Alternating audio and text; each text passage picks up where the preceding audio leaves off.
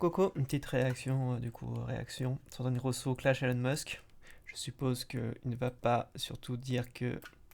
Ah merde, comment il s'appelle Elisa Berkane a fait pareil, qui était ridicule, mais enfin bref. C'est parti. Je vais vous dire ça, enfin, on va voir, parce que là, il parle aussi de réchauffement climatique, enfin bref. Je pensais pas qu'il était climato-sceptique, mais bon. Alors il y a des gens qui me disent oui Greg, on dirait que t'es amoureux de Sandrine Rousseau. Et c'est pas complètement faux, je trouve qu'elle a ce petit truc en plus. D'ailleurs c'est vrai que pendant l'acte sexuel, je pense très souvent à Sandrine, ça m'aide à tenir plus longtemps.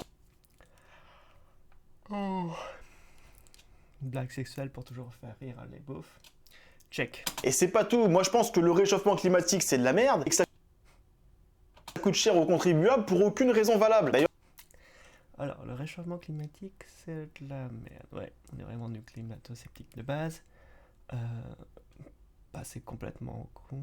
Parce que, je suis en train de pas mal étudier le sujet, je vous ferai peut-être une vidéo plus longue que d'habitude pour éteindre à jamais ce combat.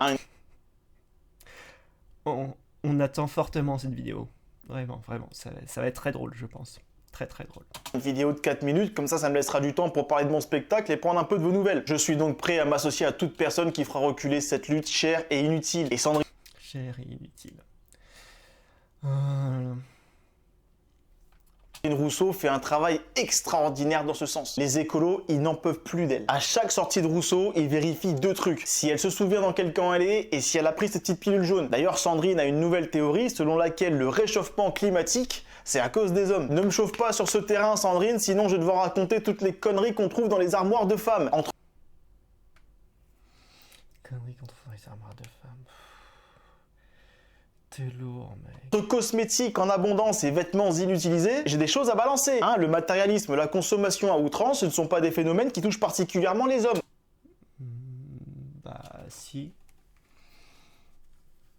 Enfin, particulièrement, ça touche tout le monde en fait. C'est pas parce que le maquillage et les vêtements, oui, il y en a qui consomment autrement, enfin, avec tout ce qui va être,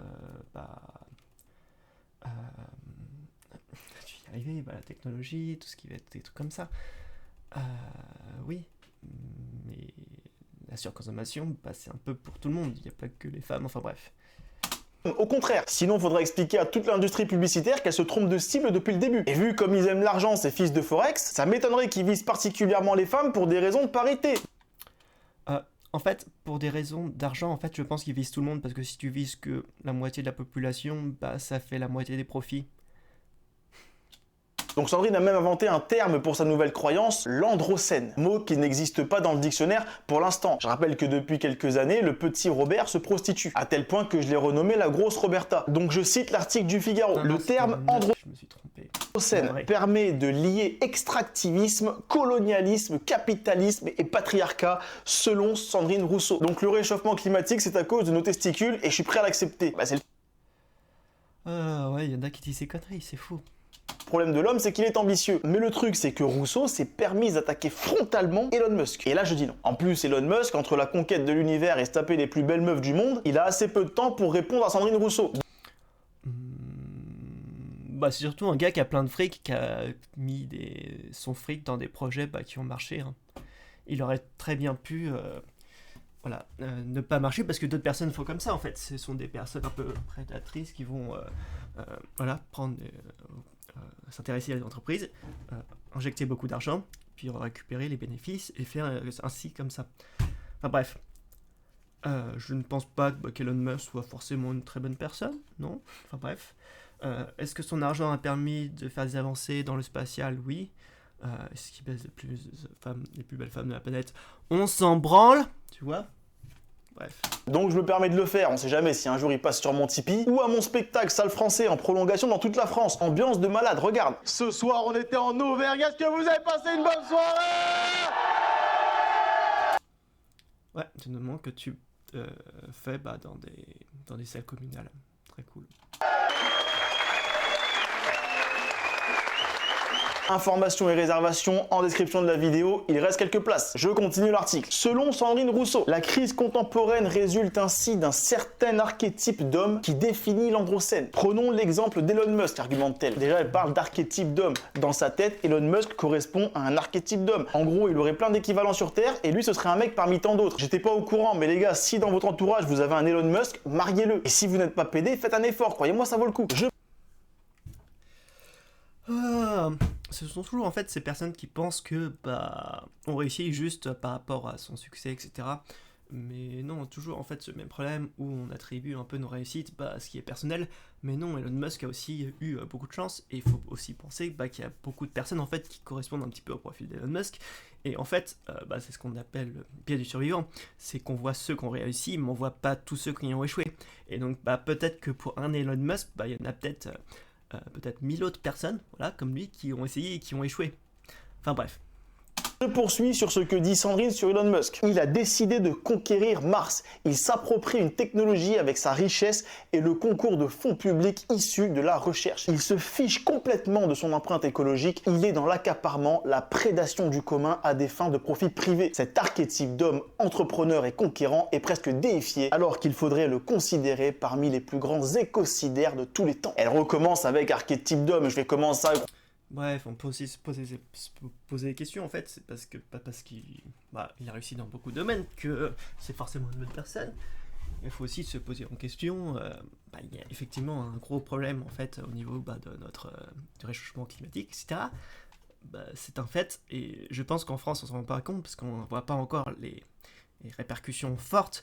Bon, on peut en voir un petit peu le manque de pluie par exemple dans certaines saisons, notamment l'été, etc. Mais en fait pour d'autres...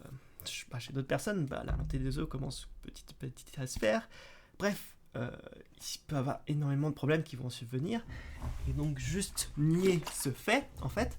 Et oui, beaucoup de personnes vont me dire, oui, il y a déjà eu des réchauffements, etc. Mais pas à cette allure, en fait.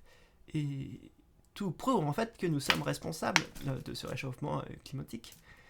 Et donc, il faut savoir, déjà, je ne suis pas du tout spécialiste sur le sujet. Bon, je connais vite fait des bases de chez base, mais pas plus que ça. Mais bon, dire déjà que le réchauffement climatique, ça coûte cher.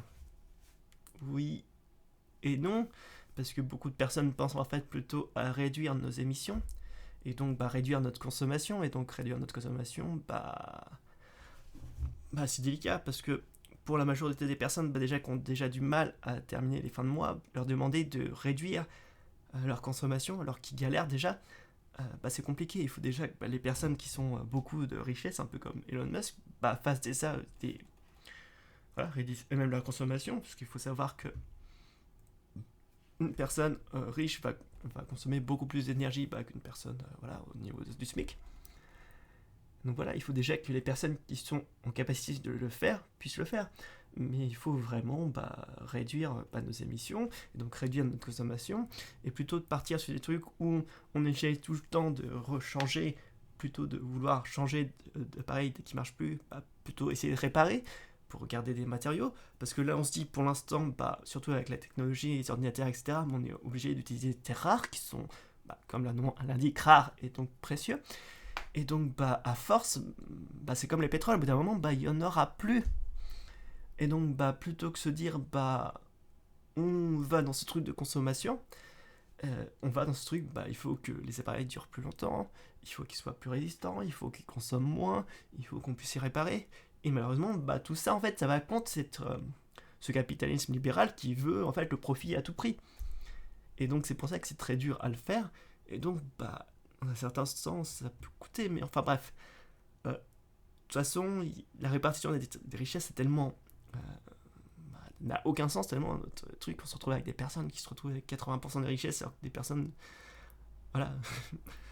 Alors que 90% des personnes ont accès à peine 20% des richesses. Mais bon, oui, de toute façon, il y a beaucoup de choses à changer, et juste nier des évidences, c'est complètement stupide. Et c'est pas parce que ça nous fait pas plaisir que c'est pas vrai. Et ce n'est pas parce que quelque chose nous ferait plaisir, par exemple la vie après la mort.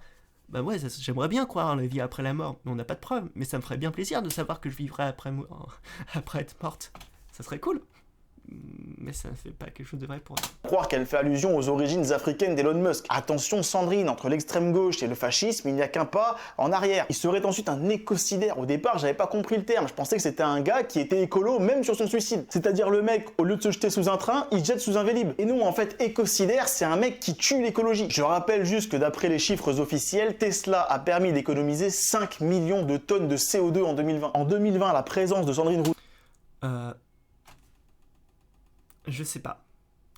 Parce que on dit beaucoup la voiture électrique, non. Et le problème en fait, c'est que ce qui change vraiment entre l'électrique et pas l'électrique, c'est que la production des voitures et la production des batteries est extrêmement polluante. Donc, sur le papier, oui, vu que ce sont des voitures électriques, elles consomment pas de CO2. Mais tout dépend en fait, déjà, le, euh, voilà, le taux de pollution de chaque voiture qui a été créée. Il faut aussi savoir qu'en fonction des pays, c'est pas rentable de rouler électrique. Par exemple, en France, c'est plus écologique parce qu'il y a beaucoup d'électricité qui sont faites via le nucléaire, mais par exemple, en Allemagne, on utilise beaucoup plus d'usines à charbon. En fait, acheter une voiture électrique, c'est pire que rouler avec une voiture au carburant. Donc, voilà. Il y a plus de nuances que ce que tu penses. Bref. Rousseau sur Terre a coûté presque 10 tonnes de CO2. Ce sont les chiffres du gouvernement. Donc je ne suis ni écolo ni meurtrier, mais je viens de trouver une solution pour économiser 10 tonnes de CO2, les gars. Et j'ai eu cette idée en prenant ma 4e douche de la journée. C'est-à-dire qu'en pissant sur l'écologie, j'ai de meilleures idées qu'eux. Tu vas me dire, oui, mais Elon Musk, c'est un menteur, il arrange les chiffres, il faut croire les écolos. Déjà, va te faire enculer. Et ensuite, tu me demandes de choisir entre le plus grand entrepreneur du monde actuel et des gonzes qui ressemblent étrangement à des carambars. Une ressemblance telle que quand tu les déshabilles, on dirait une mauvaise blague. D'ailleurs, on va s'arrêter là, mais bon. Quand tes arguments, c'est juste sur le physique, c'est que t'es déjà très bas. Enfin bref. Je m'excuse aussi pour le début où je me suis trompé. Je parlais qui parlait de le clash entre Idriss Aberkan et puis l'astronaute. Bref. Je suis dénavré. Donc voilà, j'espère que cette vidéo vous aura plu. Je vous dis à une prochaine. Ciao, ciao.